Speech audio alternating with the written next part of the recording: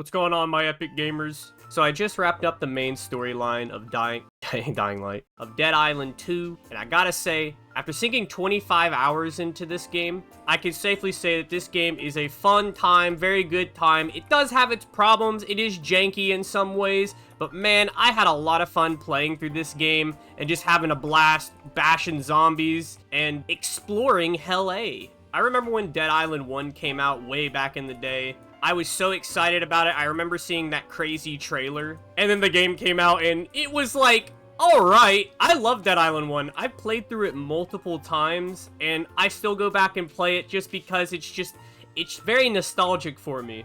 I remember how big of a deal Dead Island was, and whenever Dead Island 2 got announced, it just kind of entered this developmental hell, and we really didn't see anything about this game for a while. And that was until it finally released, and I feel like I heard a lot of things about this game being good, but not like great, which is kind of what I expected, because I mean, if we're being honest, the first one was about like that. I wasn't going into this game with like 9 out of 10 expectations. I was more going into it as, I hope it's just a little bit better than Dead Island 1, more polished, looks better, feels better to play, and for the most part, this is a better Dead Island 1 in every way. Won't get in.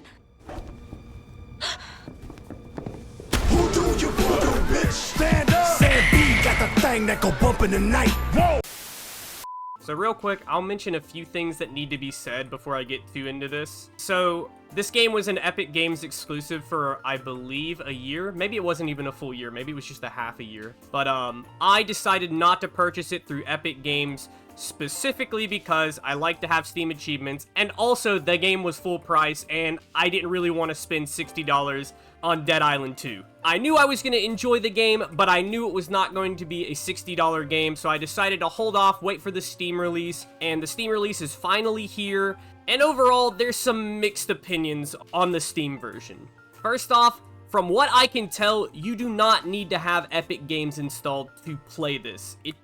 Epic Games is not required. However, there is a pop-up that will happen when you launch the game that says, would you like to connect your Epic Games account to your Steam account? And from what I can tell, this is specifically for crossplay reasons, but if you just click cancel, you can completely skip it and not deal with Epic Games at all and just kind of bypass it. I understand a lot of people are very upset by this, that this is here, and yeah, it's kind of dumb that this is here, but I already had Epic Games installed, and this really didn't bother me too bad. But if you are someone who does not want any Epic Games whatsoever in their game, you may want to skip this one or look into ways of removing this. With that out of the way, I fucking love Dead Island 2.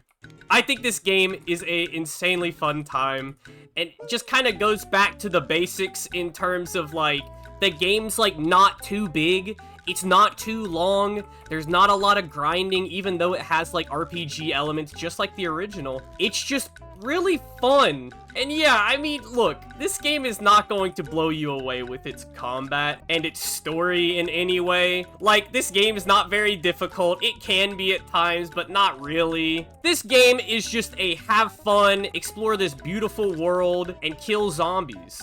I definitely can say that this game does it incredibly well because I beat this game pretty quickly. I put 25 hours into this game in under a week. I pretty much only played this game, and I just couldn't put it down. It really has an addictive gameplay loop. Yeah, it's just mouse one, and dodging, combat, and like, you know, you got your heavy attacks and shit. It's pretty basic. It's nothing crazy. But man, this game is just a good time. I had a lot of fun playing it. I'm still not done fully with the game. I'm gonna go back and finish all the side quests and the 2 DLC expansions that came out. But as for the base game, I really believe that this game is a solid sequel to Dead Island. I'm not someone who believes Dead Island was some masterpiece. Come on, it was not a masterpiece in any way. It was fun, but there was a lot of problems with Dead Island 1. Dead Island 2 just really feels like a by-the-book sequel, but in like a good way. You know, like, yeah, you're doing pretty much the same shit you were doing in the first game. Questing's not really that different. The writing and characters are maybe slightly better, but I'll be real, the writing and story is just not very good. The game has a horrible ending in terms of story. The final boss specifically is kind of lame, and most of the bosses in the game were not amazing. But going through sections of Hell A was just really fun. I really like the fact that this game has like a sectioned off map design. It kind of reminded me of like Borderlands.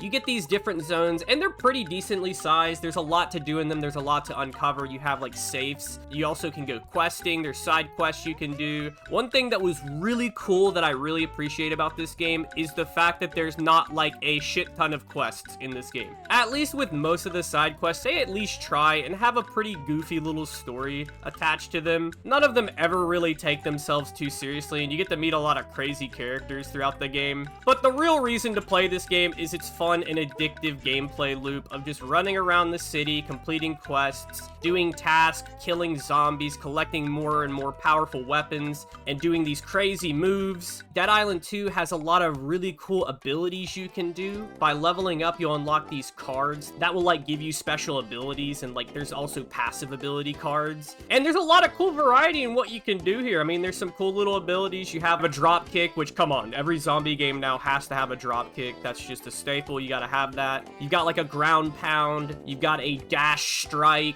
There's a lot of these cool little abilities you can do, and you can swap them in and out whenever. There's no like, oh, you gotta pay money. You have to pay like an in-game currency to respec. No, you can just swap out your cards pretty much whenever.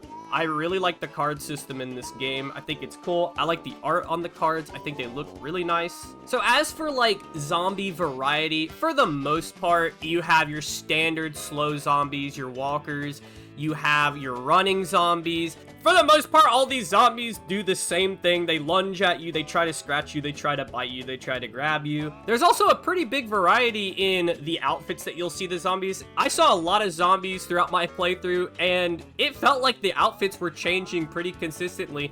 And depending on what area you were in, the zombies were wearing different clothing. And I thought that that was really neat and really just a little extra bit of detail. Besides your standard zombies, there are Apex variant zombies, which are like your big zombies. I'm not going to show off all of these. That kind of stuff, it's pretty much stuff that you would have seen in Left 4 Dead 2.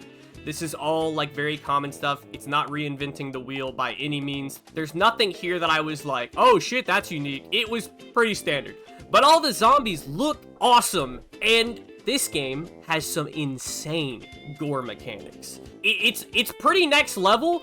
The way that you just shoot chunks off of your enemies, whether it be with a gun or hack off bits and pieces of a zombie, it's pretty fucking nasty, but like in a good way.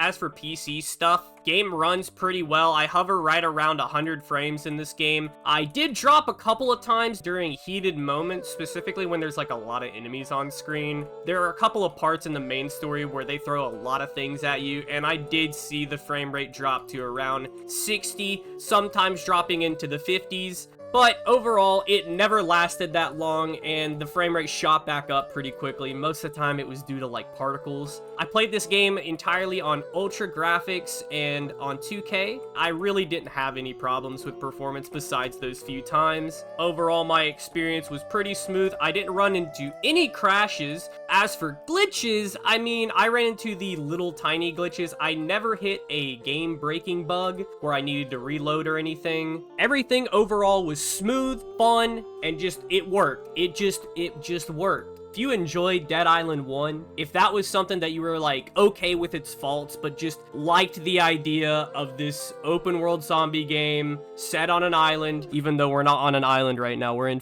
fucking Los Angeles. Anyway, this game is gonna be a no-brainer. I think you're gonna have a lot of fun with it. I went into it with a reasonable expectations of what it will be. I wasn't expecting anything game-changing. I just wanted a fun time, and honestly, that's what I got. I had a lot of fun playing through the main story of this game, even though the story was shit and the ending was awful. I had a ton of fun, and I'm gonna go ahead and finish the 2 DLC expansions, and then we'll talk about that. So I'll be back after I finish those 2 DLC expansions.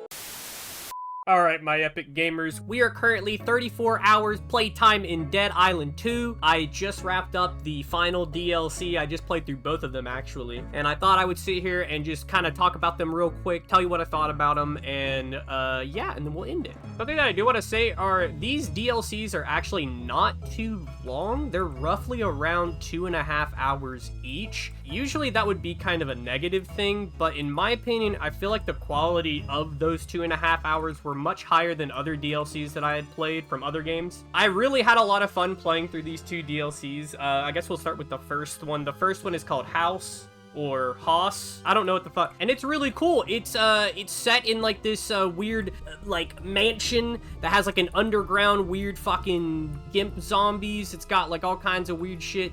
It's pretty funky. There are a couple of areas that you go to. I think there's like 4 different areas you'll go to, each with their own like unique vibe. One of them's like a forest, one of them's like a neighborhood. Kind of weird. There's some creepy stuff also. But it was really this House is a weird DLC, but it is pretty entertaining playing through it, and I had a lot of fun doing it. One thing, though, that I wasn't too big of a fan of is, in terms of weapons, they really don't add anything new. Now, I didn't do many of the side missions in these DLCs as I was kind of getting burnt out by the game, and I just wanted to play through the main story. There's no real new weapons in House, unfortunately, which kind of sucks, but the visuals in the areas you get to go to, it's pretty fun, and in my opinion, it's worth the asking price. I think the asking price is like $6. I think off sale it's like 12. I would probably wait and pick it up on sale, but it's definitely something that's worth playing if you enjoyed the base game of Dead Island 2. I really like the fact that this is a short and sweet DLC. It's just, you get in, you get out, doesn't outstay its welcome, and it's overall a pretty fun time. The second DLC, Soleil, is pretty neat. It's also got its own unique map that you go through and you explore. It's got its own quests. I like DLCs like this that add a brand new area to explore, because that's just what I like to do. I like to see new shit. This one takes place in like some kind of, it's some kind of music festival. I guess kind of like a Coachella maybe, but I wouldn't know. And the environments in this area are fucking awesome. This is actually a pretty good sized map that you get to run through, and a lot of cool stuff you can go see. This DLC actually adds a new weapon. However, you don't get that weapon until the end of the DLC, which kind of sucks. I would have rather had this at the beginning and got to use it during the DLC, because right now I'm kind of just done with the game. The weapon itself is actually pretty neat. It's this little like disc launcher that it reminds me of the disc launcher from Far Cry New Dawn. So it's kind of like that, and it does a lot of damage. It's pretty good. I'm pretty sure you can buy the crafting blueprint to be able to craft more ammo for it. This DLC's actually got more areas, and I feel like it's actually a bit larger than House. After spending roughly 35 hours in this game, completing both of its DLCs and its main story, this is definitely worth the asking price. I have no regrets on purchasing this game. I had a lot of fun. This is an overall solid game. It's not gonna amaze you. It's not like the best zombie game either. I still think that Dying Light 1 holds that for me, or maybe one of the Dead Rising games. But this game is definitely a fun time if you like zombie games. This is a well-made, well-polished, for the most part, zombie game. But yeah, that's gonna do it for Dead Island 2. I'm currently playing through another Crab's Treasure. I should have a video up pretty soon whenever I beat that game. I'll catch you guys in the next one. Peace out, gamers.